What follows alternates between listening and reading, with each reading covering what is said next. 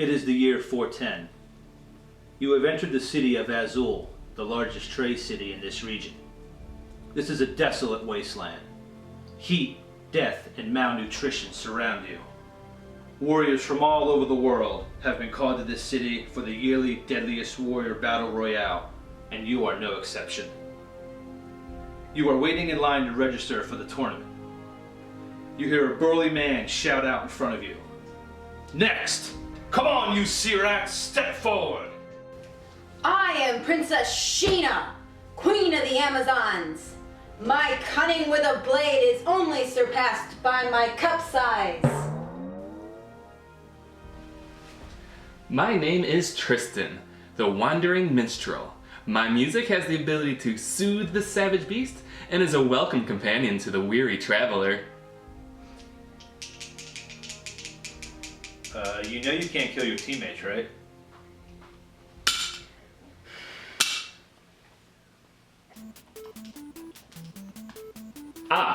Okay, I guess it's my turn. I am going to be known as Brandon. You're not allowed to use your own name. Pick something other than Brandon. No, it's Brandon. It has two N's. Just pick something else. Here. There's a bunch of pre-made names in there. Just pick one. Okay.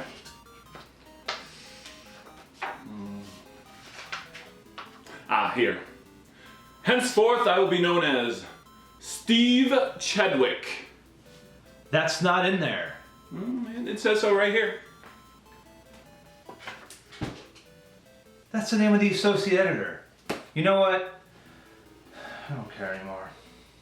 I'll begin by rallying everyone's spirit to the power of song. Step aside, you mewing Quinn. This maiden has a thirst for battle that's not easily quenched. I say we meet our enemies head on. We'll charge their numbers, swing our blades, tear their flesh from their bones. The rivers will run red with our blood. None shall survive. What say you? Come on, guys.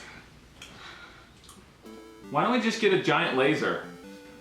This is only the third age. No one's getting a giant laser. Well then, why don't we just pull the Master Sword out of its pedestal, travel on into the future, and pick up a giant laser? What? You don't have that kind of power. No, but the Master Sword does. It was imbued with the sacred flame by the golden goddesses. He's getting a Master Sword. I want one too. Well, logistically, there can only be one Master Sword. No one's getting a Master Sword. Hey, cool, it worked. What? No! Huzzah! Let's celebrate in song! No! No Master Sword, no giant laser. If he's getting a giant laser, I want one too. This is ridiculous. I'll attach the Master Sword to the giant laser, just like a bayonet. You cannot wield it. So this is fun. Will you all shut up?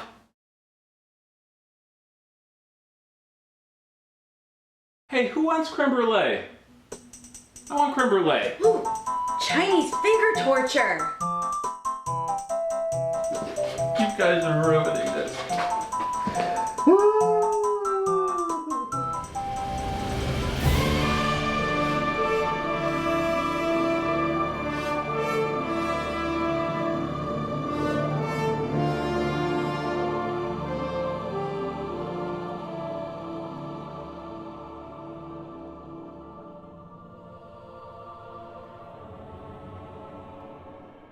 See, there it is.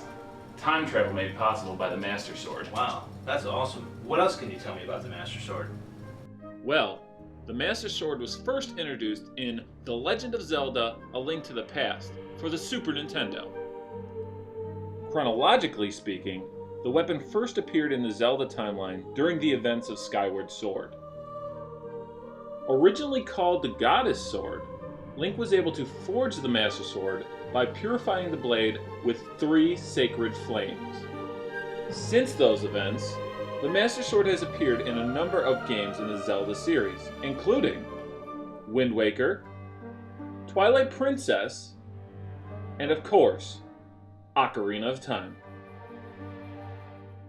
Having vanquished evil multiple times, the Master Sword has proven itself the most powerful blade ever created. More powerful than Excalibur? Yep. More powerful than Narsil? Uh-huh. More powerful than the Sword of Omens? Yes, sir. More powerful than the Mana Sword? Mana Sword? Yeah, you know, the Mana Sword from Secret of Mana.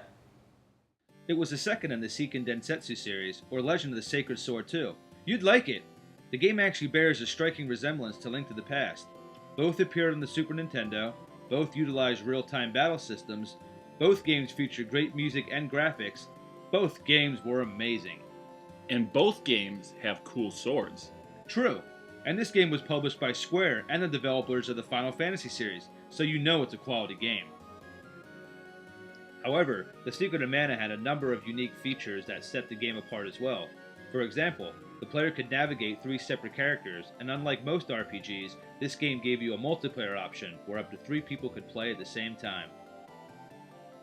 It also featured a ring command menu system in which players could easily navigate magic, abilities, and weapons, which definitely helped because there were a lot of weapons. Your player's arsenal included everything from axes to spears and even boomerangs. And don't forget about the Mana Sword. Who could forget about the most powerful weapon in the game? The Sword of Mana was forged by the Mana Goddess during her creation of the world. The sword has the ability to restore balance to the world of mana and can only be wielded by the Gemma Knights.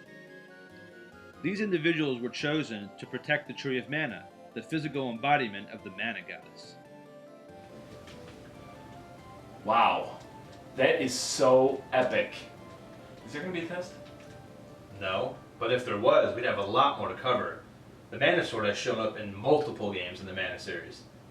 You know what? The Mana Sword sounds like it might be just as legendary as the Master Sword. Oh, definitely. But does it have the ability to break curses involving powerful black magic? I don't know about that, but it is powered by the same magic that runs through the world of mana. Plus, it slices, dices, and makes perfectly cut julienne fries. What do you know about that? Hey! You know what? That is good. So what do you guys think? Which weapon do you think is more powerful? And while you're at it, what's your favorite action RPG? Leave us a comment underneath this video and let us know your thoughts. And while you're at it, why not subscribe to our YouTube channel? With your help, we can keep retro gaming alive. So it's decided then. In addition to the Master Sword and the tank treads, we'll also add multiple cannons that shoot Power Rangers. Power Rangers? Power Rangers. Hey, what if we strapped a large bear on top? Oh yes, and maybe we can add a tape deck or an MP3 player. I like it. And don't forget about the spontaneous self-destruct. Well, that's just silly. That would destroy everything.